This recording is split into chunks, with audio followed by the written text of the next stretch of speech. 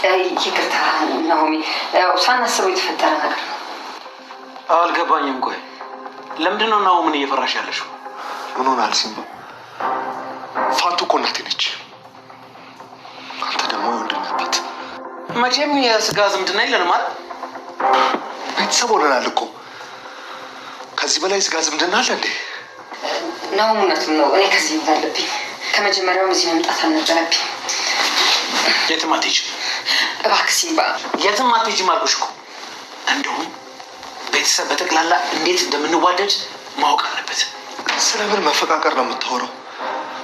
እኛ አንተን ነፃ ለማውጣት ላይታችን እንላለን። አንተ ግን ነው። ቆይ እኔ ስሜት የሌለኝ ነው እንደሚመስልህ?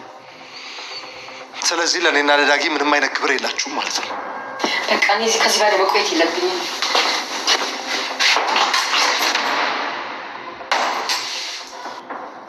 ነው።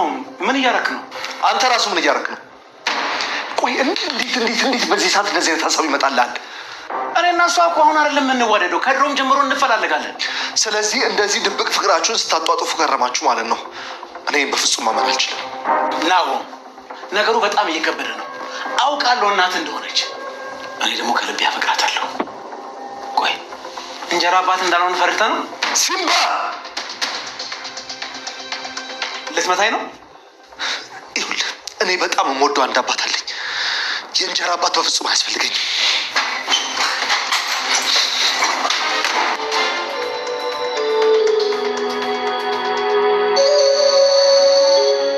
አልገባኝም። ሁለታችሁ ይቅርታ ናሆሚ፣ ያው ሳናስበው የተፈጠረ ነገር ነው። አልገባኝም። ቆይ ሰላም ጤና ይስጥልን። የኑሐሚን ድራማ ተከታታዮች እንዴት ቆያችሁ? ደህና ናችሁ? እኔ በጣም ደህና ነኝ፣ እግዚአብሔር ይመስገን። እንዴት ናችሁ? እንግዲህ አቶ ተፈራ አሁን ላይ በቁጥጥር ስር ውሏል። ለይኩንም ደግሞ በዚህ ሁኔታ በጣም ተደስቶና ለቤተሰቡ የምስራች እየነገረ ነው። ቤተሰቡም እውነት አልመሰላቸውም። ምንድን ነው እንደዚህ ደስታ በደስታ ያደረገ ነገር ምንድን ነው ብለው ሲጠይቁትም እሱ ደግሞ ተፈራ እንደተያዘና ለሱ ለነሱ በጣም የቤተሰብ ድል እንዳደረጉ እንዲሁም ደግሞ በቃ ፈጣሪ እንደረዳቸው የሚነግራቸዋል። ይህንን ነገር ዝኑም አይታ ማመን ሰምታ ማመን አልቻለችም። በጣም ተደስታለች። ምንድን ነው ብላ በድንጋጤ ነው እየጠየቀች ያለችው። ሁሉም ቤተሰብም እንግዲህ ፈጣሪያቸውን እንዲያመሰግኑና የእውነት ግን ይሄ ነገር እውነት ነውን በማለት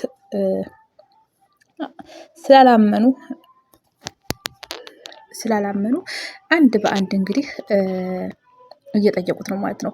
እንግዲህ ዲኮንም አዎ እንግዲህ እሱ በቁጥጥር ስር ውሎልናል። አሁን ላይ የኛ ነፃነት እየታወጀ ነው። ስለዚህ ኮማንደርም ጥሩ ሰው ስለሆነች ሰነዱን ይዤ ሂጅ እንዲፈረድበት አድርጌያለሁ፣ ሊታሰር አድርጌያለሁ ብላለች።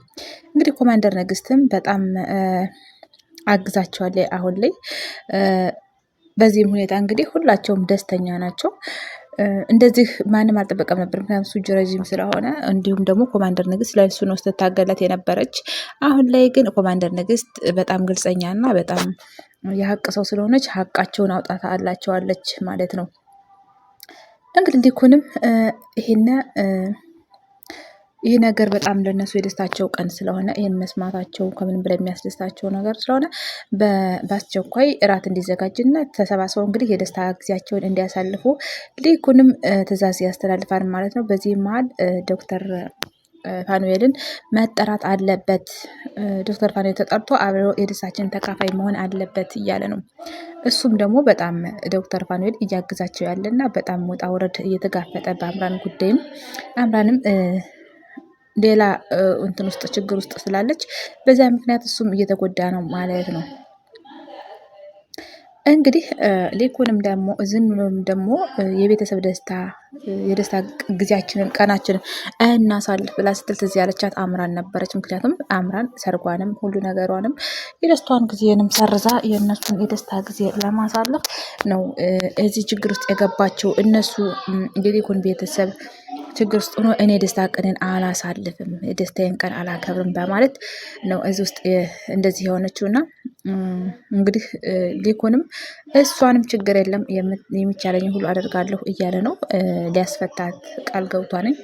ምክንያቱም እሷ ለእነሱ ብላ ነው ከዛ ጨለማ ውስጥ ገብታ እየተሰቃየች ያለችው እና የምችለውን ነገር አደርጋለሁ እያለ ነው ማለት ነው።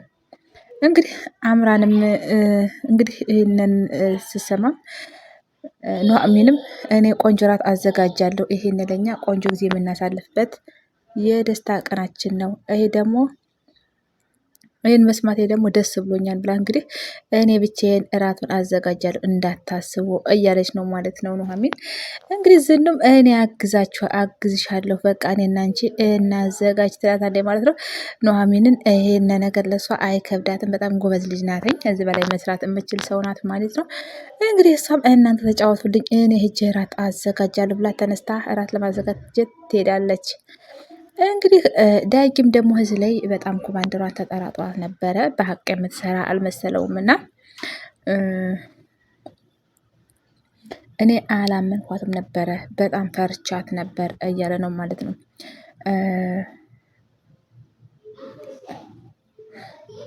እንግዲህ በዚህም ማል ሁላት አሁን ላይ ሊኩን ቆይተን ሲፈረድበት ደግሞ እናረጋግጣለን እንግዲህ ስለዚህ አሁን ላይ በትዕግስት ዋናው ነገር መያዙ ነው። ስለዚህ ለእኛ ደግሞ መያዙ ራሱ አንድ እርምጃ መሄዱ ለእኛ የደስታ ቀናችን እንድናከብር ያደርገናል ይላል ማለት ነው። እንግዲህ ሊኩን በጣም ለሊኩን ቤተሰብ ይሄ የማይገባ ነገር ነው። ነገር ግን ይሄ ነገር ከመጣባቸው ደግሞ የሚችላቸውን ነገር አንድ ሆነው ተሰባስበው እየተመካከሩ ነገሩን ለመጋፈጥ ችለዋል ማለት ነው። እዚህ ላይ ደግሞ እንግዲህ አምራን ስለታሰረችበት ዶክተር ፋኑኤል በጣም ራሱን ጥሎ ነኝ በጣም ጸዴ ሰው ነበር። አሁን ግን ራሱን ጥሎ እየጠጣ ምን እያለ እንዲሁም ደግሞ እንቅልፉን ትቶ ዝም ብሎ በቃ እየተጨናነቀ ነው ያለው። እውነት ለመናገር በጣም ነው የሚያሳዝነው። ምክንያቱም እሷ ለሰው ብላ ነው እንግዲህ እዚህ እንትን ውስጥ የገባችው ችግር ውስጥ የገባችበትና እንዴት እንደሚያወጣት ግራ ገብቶት ነው እንደዚህ እየተጨነቀ ያለው ማለት ነው። እንግዲህ እየተጨነቀም ብቻውን ነው የሚያመሸው፣ አይተኛም፣ ምን አይልም፣ እንደዚህ ቁጭ ብሎ ነው የሚያነጋው ምናምንና በዚህም ሁኔታ ሆኖ ባለበት ሰዓት ስለ እሷ እያሰበ ነገራቶችን ያሳለፈውን ጊዜ እንዲሁም ደግሞ የወደፊት ደግሞ ያቀደው ነገር ሲበላሽበት እውነት ለመናገር በጣም ነው የሚከብደው። እንግዲህ በዚህ መሀል ዶክተር ፋኑኤል ድሮ ያሳለፉትን የፍቅር ጊዜያቸውን የሚሳሳቁትን እንዲሁም ደግሞ እንደ ልጅ የምትወርቅበትን በቃ በጣም እሷም ደግሞ በህይወቷ እሷ በህይወቱ መኖሯ እንግዲህ ለሱም ደስታ እንደሚሰጠው ያንን የሚያሳልፉትን ጊዜያቶች እያሰበ በጣም እየተጎዳ ነው ማለት ነው። እሷም ከመታሰሯ በፊት እንግዲህ በጣም ለሱ ጥሩ ሚስት እንደምትሆንለት እና እሷም ደግሞ ለሱ እሱም ደግሞ ለሷ ጥሩ ባል እንደሚሆንላት እንዲሁም ደግሞ ተጋብተው ሲኖሩ እንደምትንከባከበው ብዙ ነገርም እንደምትሆንለት ቃል እየገባችለት ቃል እየተገባቡ ነበረ። እንዲሁም ደግሞ እንደተጋቡ ወዳኛ በጮኝነት ጊዜ ስለሆነ ያሉት እንደተጋቡ ወዳኛ ለሱ ተሎ ልጅ እንደምትወልድለት የልጅ አባትም እንደምታረገው በቃ የሆነ በፍቅር እያሉ የሚገቡት ቃል ኪዳን ያላቸው ህልም ምናምን እንግዲህ ያ ሁሉ ነው አሁን የጨለመበት። ወደፊት ያለው ተስፋ ብዙ ተስፋ አለው። የሰው ልጅ ሲኖር እንግዲህ በተስፋ ነው የሚኖረው እና ብዙ ተስፋ አለው። እንግዲህ ያንን ነገር እያሰበ የሚጠጣበት ብርጭቆንም እየሰበረ እየተጎዳ ነው ያለው ዶክተር ፋኑኤል። ይሄን ለሱ አይገባውም። ዶክተር ፋኑኤል እንግዲህ ሰዎችን መርዳት የሚወድ ቀና ልብ ያለው ሚስቱን የሚወድ ጮኛውን እናቱን የሚወድ እንዲሁም ደግሞ ህዝቡን በዶክተርነት ደግሞ የሚያገለግል በአግባቡ የሚያገለግል ሰው ነው እና አሁን ላይ ግን ያለበት ሁኔታ በጣም ያሳዝናል።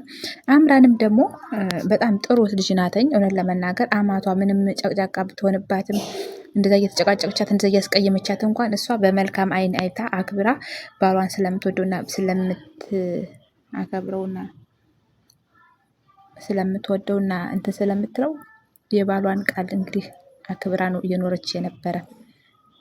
እንግዲህ የባሏን እናትንም እንግዲህ ለሱ ስትል ወዳና አክብራ አፍቅራ ነበር የምትኖር። ነገር ግን ይህን ነገር ደግሞ አልሆነም። ህልማቸውን ያጨለሙባቸውና እሷም ደግሞ እሱን ክችን እየመጣ ምናምን ምግብ ስትሰራ የሚያቀብጣት የሚያጭማልቃት የሚያጫውታት ምን የሚላትን ያንን ነገር እያስታወሰች እሷም መጎዳት ትጀምራለች ማለት ነው። ያ ነገር እሷንም እየጎዳት ነው። ሁለታቸውም እንግዲህ እየተጎዱ ነው። ነገር ግን ይህ ሁሉ አልፎ ደግሞ መልካም ጊዜ ያሳልፋሉ እንደ ፈጣሪ ፍቃድ። እንግዲህ ተወዳጆች ቪዲዮን አይታችሁ ስጨርሱ ሼር፣ ላይክ፣ ሰብስክራይብ በማድረግ አበረታቱኝ። ደግሞ በቀጣይ ቪዲዮ እስክንገናኝ ድረስ መልካም ቆይታ ይሁንላችሁ።